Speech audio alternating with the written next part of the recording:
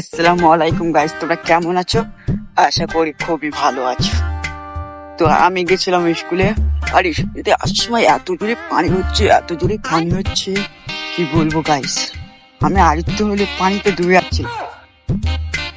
তোমাদের মনে হতে পারে যে পানিতে ডুবে যাওয়া আর কিরম ভাবে সম্ভব। হ্যাঁ, এটাই সম্ভব। তার কারণ হচ্ছে সামনে ছিল একটা বড় খাল আর রাস্তায় পানি ভর্তি। আর আমি বুঝতে পারিনি যেখানে রাস্তা আছে।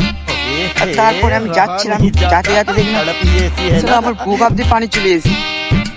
মানে সরি, বুক অব্দি না, কোমর অব্দি।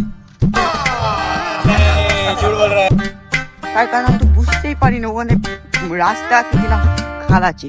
কারণ তার আগে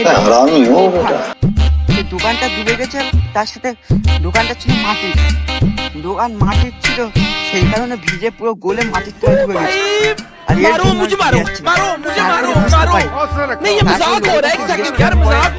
এখানে দোকান ছিল, সালা গান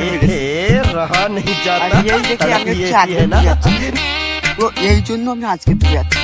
তো ভাগ্যিস বেঁচে গেছি। আর ভিডিওটা এই পর্যন্ত, সেই সামনে হচ্ছে ডুবে যায়। ভিডিওটা এই পর্যন্ত।